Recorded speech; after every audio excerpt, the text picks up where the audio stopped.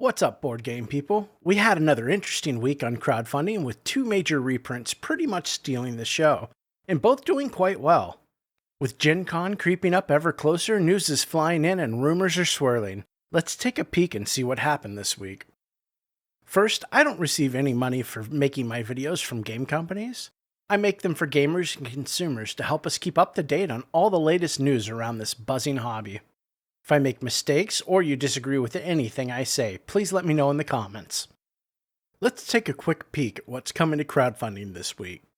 So far, I've only found one campaign that's really struck my interest. We'll be seeing a reprint of the Foundations of Rome heading Backerkit on Tuesday. It looks like everything for the first run will be available, and a new expansion will be on tap. Roads of Fortune will be added to the already packed big box. There may be other campaigns launching this week. There's a ton of games supposed to hit crowdfunding this month, but I've not heard any announced firm dates for them yet. I'll be covering everything I can as they drop. Coming up soon, we have Kinfire Chronicles. This game looks to be a big one this month, and it's one that I'll for sure be covering and following.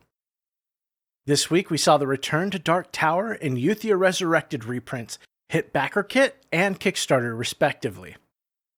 Both are shorter campaigns, and both are doing especially well.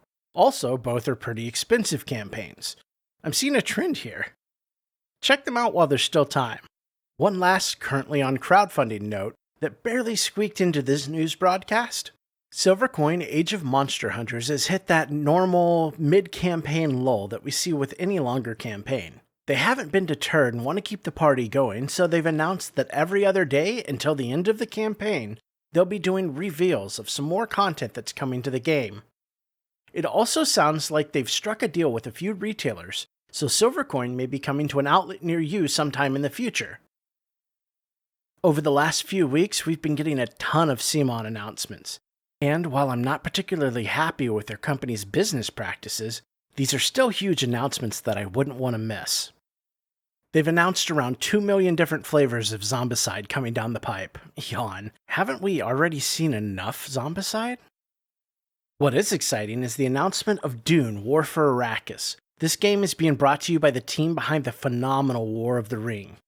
I've had the pleasure of playing War of the Ring, and I'll say that business practices aside, this is a game that it's going to be hard for me to ignore.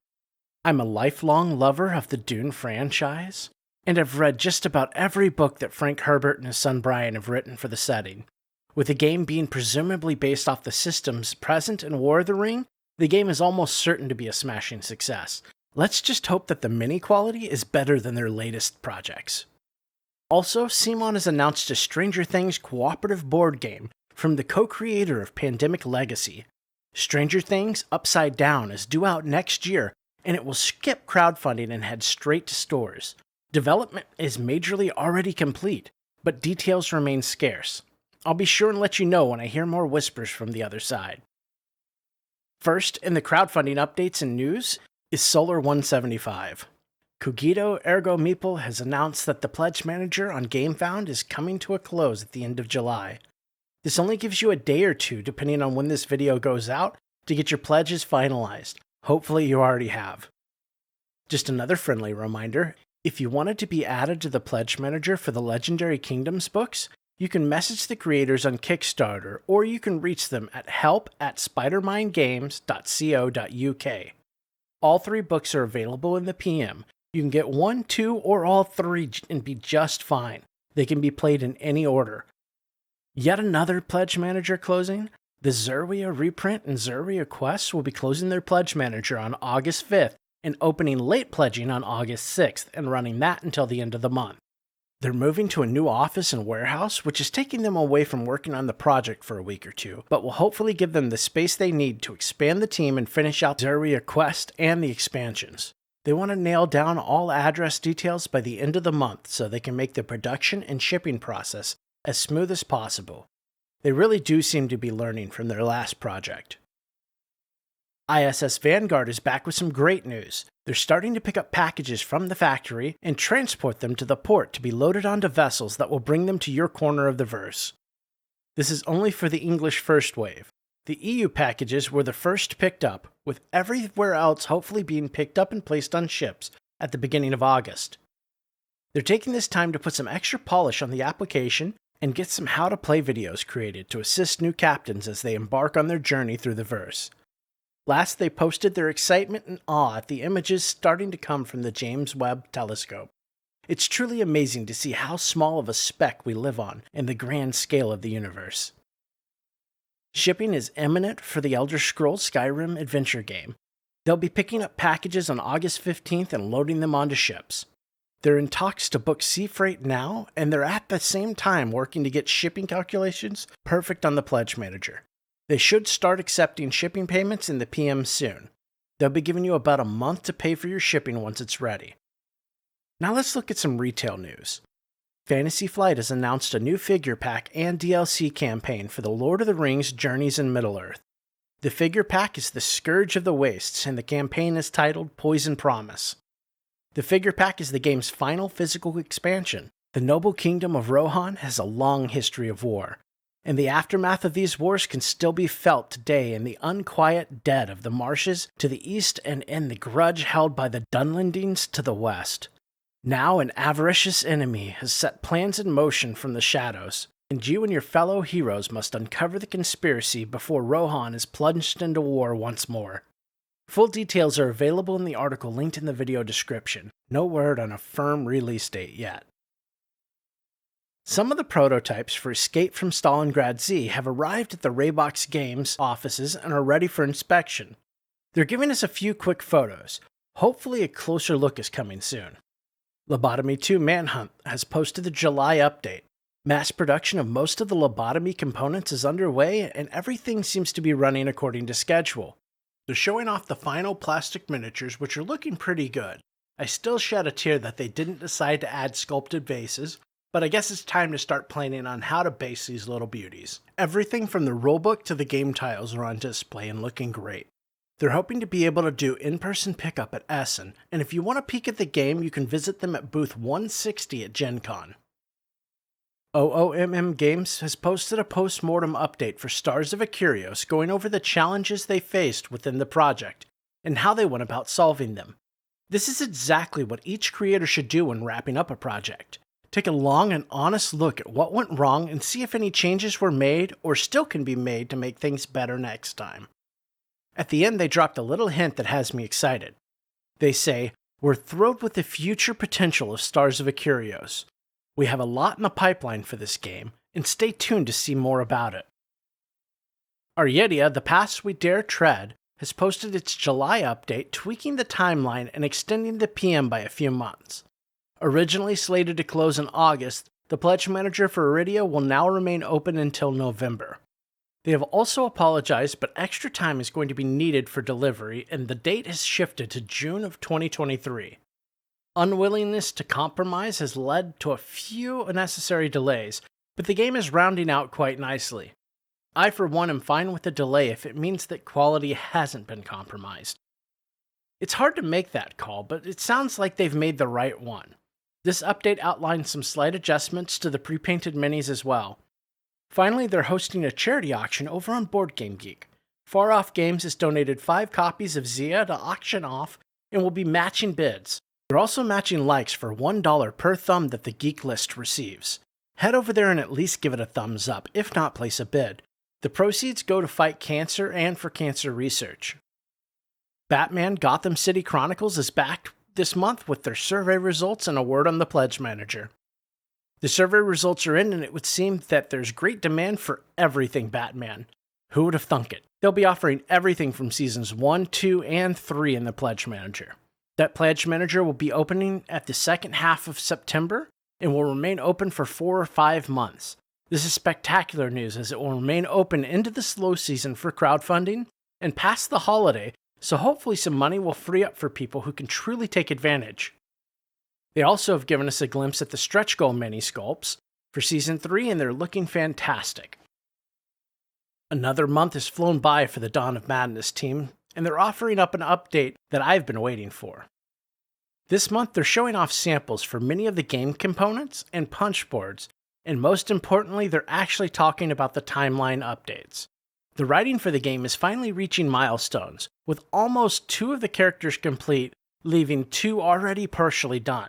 They're also bringing in some contract writers to help finish out the project in a timely manner. They'll be at booth 2671 at GenCon, and if anyone happens to get a chance to stop by, please let me know what you think. I'd love to know how the game is looking and playing. Check the update linked below for some great videos showing off all the sample components. Fractal has set August 31st as the official closing date for the Pledge Manager. This is your last chance to jump on board if you're interested. Production samples have been delayed by a few weeks, but hopefully we'll be seeing them in the next update. They also hope to update us in early September with production completion and shipping dates. On the development side of things, the game is pretty well complete. They're proofing everything and trying to catch any issues that might have slipped through the cracks. I'm looking forward to hearing more from them soon.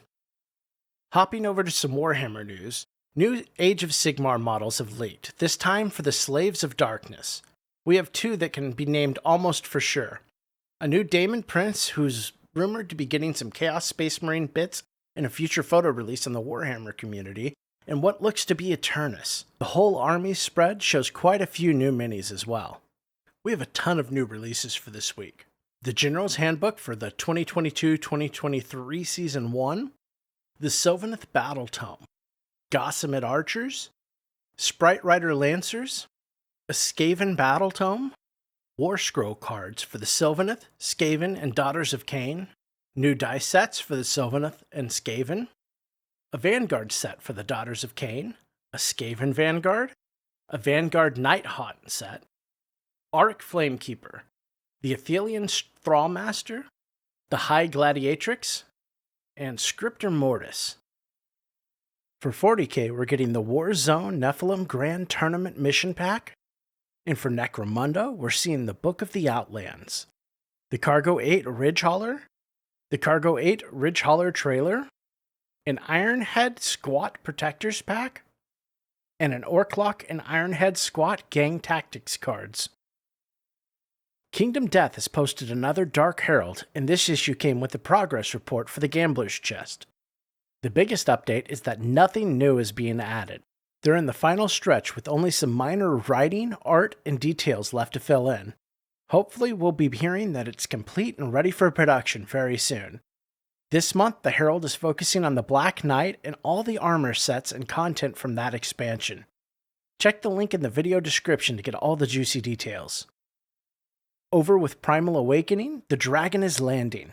This month we're seeing even more minis, including the Dragon on the Box, that we've been drooling over since the project was on Kickstarter. All these minis are looking fantastic, and I love the scale picture they posted. Some of these little buggers are monstrous. On the development front, scenario writing is ongoing and will be presenting a story spanning thousands of years in the history of Thyria. They're setting up the lore to support even more gameplay in the future as well. Translation and proofreading for English is happening in parallel with the writing, and they're hoping for everything to be ready for printing at the end of September. Crafting, both gear and potions, is undergoing campaign simulations to ensure the systems hold up across the campaign. And finally, artwork is being completed for the specific characters and locations that play a part in the campaign. The Pledge Manager for Dark Quarter is live now. It will remain open for several months into 2023, and will close once the production is ready to actually start. For me, shipping costs were actually a little less than advertised. Hopefully this is the case for many of you as well. Development and playtesting is ongoing over at Orange Nebula for the Unsettled reprint and expansions. This month they're giving us a peek at Blackout with its double-sided location cards and some near goodness as the planet snows to take shape. Tabletop Simulator is in the works, and we should be hearing more about that soon. And of course, Orange Nebula will be over at GenCon, because who besides me isn't? They have some amazing looking crew gear, so they shouldn't be hard to spot. Finally, they're showing off some of the community creations that have been popping up on Facebook and other places. I find it awesome that they're supporting this type of community creation and aren't discouraging people from creating third-party extras for their games. Instead, they're thrilled to see it happening and would love to spread the word. That, my friends, is how creators should be approaching community-made content. So that's it for the news this week. We're going to be throwing several new videos your way this week, covering new campaigns and hopefully some other subjects as well. If you haven't already, please subscribe and help our channel grow. Thanks to everyone watching and commenting. If you're going to GenCon, let me know what you see that excites you. I'm hoping to get out there as soon as my home situation will allow, but that still may be a few years down the line. Thanks for watching, stay safe and cool, and play something fun tonight.